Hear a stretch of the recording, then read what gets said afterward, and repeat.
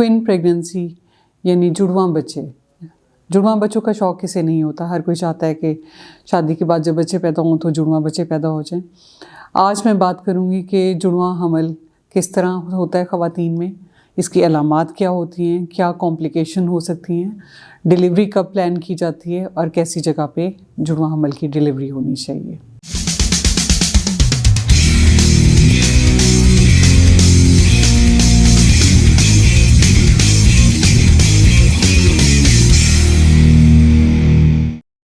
अस्सलाम वालेकुम, मेरा नाम डॉक्टर सबाहत ख़ान है। मैं as consultant gynae doctors hospital Lahore और उमर हॉस्पिटल जोहर टाउन लाहौर में प्रैक्टिस करती हूँ। जुड़वां हमल किसे पसंद नहीं है। अक्सर लोग ख्वाहिश करते हैं कि जुड़वां बच्चे पैदा हों, लेकिन बाज़ औक़ात ये प्रेगनेंसीज़ कॉम्प्लिकेट हो जाती हैं और प्रॉब्लम में आ जाते हैं। जुड़वां बच्चे का मतलब हमल से मुराद है कि आपकी बच्चेदानी के अंदर एक ही वक्त में 2 बच्चे मौजूद हों। आमतौर पे हर 250 प्रेगनेंसी में से एक प्रेगनेंसी जुड़वां हमल की होती है। किन ख़वातीन में जुड़वां हमल हो सकता है? ऐसी ख़वातीन जिनकी फैमिली हिस्ट्री हो, यानी फैमिली में जुड़वां बच्चे पैदा हों तो उनमें चांसेस होते हैं कि जुड़वां हमल हो। उनके खुद के पहले जुड़वां हमल हो चुका हो तो दोबारा चांसेस होते हैं कि शायद उनमें ट्विन प्रेगनेंसी हो। ऐसी ख़वातीन जिनकी एज ज़्यादा होती है, या फिर जो पॉलीसिस्टिक ओवरीज़ में भी बाज़ औक़ात फॉलिकल्स ज़्यादा बन जाते हैं जब ट्रीटमेंट लिया जाता है, तो उसमें भी जुड़वां हमल होने के चांसेस होते हैं। इसके अलावा ऐसी ख़वातीन जो कोई बांझपन के इलाज के लिए अद्वियात इस्तेमाल करती हैं, यानी फर्टिलिटी ट्रीटमेंट इस्तेमाल करती हैं, उनमें भी जुड़वां हमल होने के चांसेस ज़्यादा होते हैं। जुड़वां हमल का पता कैसे चलता है, इसकी अलामात क्या होती हैं? उसमें ये है कि जब भी जुड़वां हमल हो तो उसमें ख़ातून के पेट का साइज़ उनके हमल की एज से ज़्यादा जल्दी बढ़ना शुरू हो जाता है। बच्चे की हरकत बाज़ औक़ात जल्दी महसूस होती है, बाज़ औक़ात 2 मुख्तलिफ़ जगहों पे बच्चे की हरकत महसूस होना शुरू हो जाती है। वज़न तेज़ी से बढ़ता है।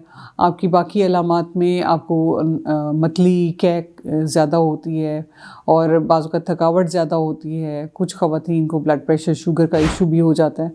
ये सारी अलामात यानी प्रेगनेंसी की जो अलामात हैं वो ज़्यादा शिद्दत के साथ जुड़वां हमल में सामने आती हैं। इसके अलावा टेस्ट अगर किया जाए तो उसमें बीटा HCG जो ब्लड टेस्ट है प्रेगनेंसी की कंफर्मेशन का, उसका लेवल जब हाई आता है तो एक्सपेक्ट किया जाता है कि शायद जुड़वां हमल है। लेकिन प्रेगनेंसी की कंफर्मेशन, जुड़वां हमल की कंफर्मेशन अल्ट्रासाउंड पे की जाती है। जुड़वां हमल 2 तरह के होते हैं, जिसमें एक फ्रेटर्नल ट्विन्स होते हैं जिनमें 2 स्पर्म्स 2 एग्स के साथ, 2 अंडों के साथ मिलते हैं और 2 मुख्तलिफ बच्चे बनते हैं आपकी बच्चेदानी के अंदर। और दोनों ट्विन्स अलग अलग होते हैं, उनका प्लेसेंटा यानी आंवल अलग होती है, उनकी सैक अलग होती है और वो उनकी जिन्स पे मुख्तलिफ हो सकती है, यानी मेल फीमेल हो सकते हैं। उनकी शक्ल या बाकी फ़ीचर्स भी जो हैं वो डिफरेंट हो सकते हैं। और दूसरी टाइप जो है वो ट्विन्स की, वो है आइडेंटिकल ट्विन्स। आइडेंटिकल ट्विन्स के केसेस में एक स्पर्म एक अंडे के साथ मिलके एम्ब्रियो बनाता है और बाद में वो स्प्लिट हो जाता है किसी स्टेज पे। तो उसकी वजह से जो उससे बनने वाले 2 बच्चे हैं उनकी जिन्स भी एक ही होती है, यानी या वो मेल होते हैं या फीमेल होते हैं।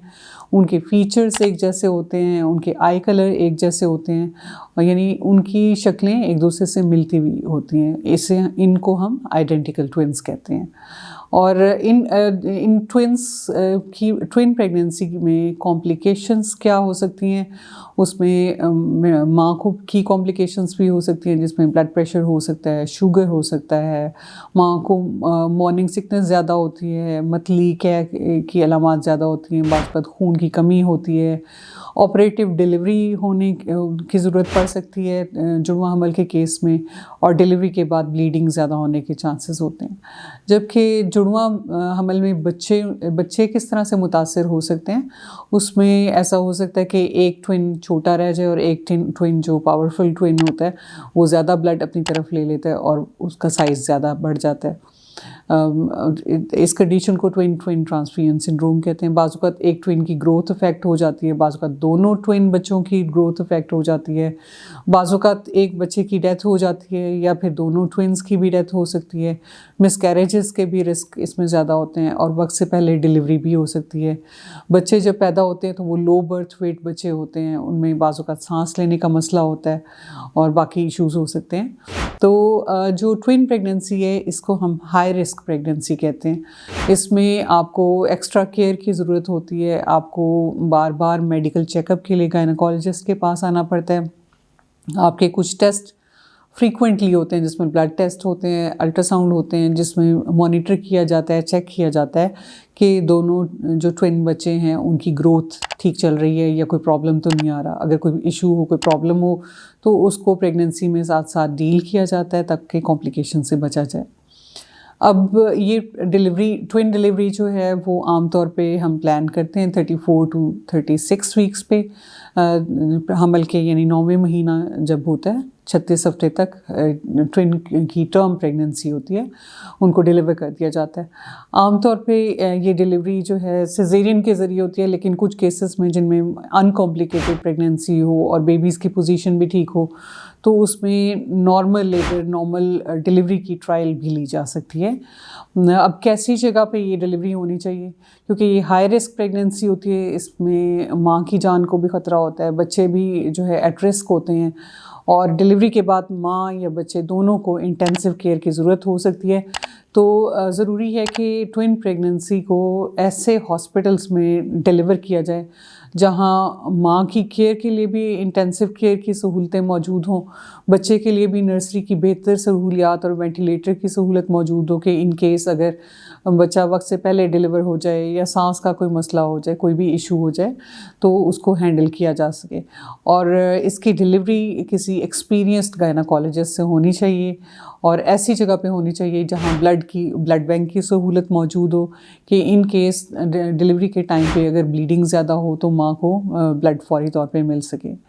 तो हाई रिस्क प्रेगनेंसी है लेकिन खुशियों का बायस है। अगर आपको भी जुड़वा हमल है तो बाकायदगी से अपना चेकअप कराइए, अपना बहुत ख्याल रखिए ताकि आप भी सेहतमंद जुड़वा बच्चों को जन्म दे सकें।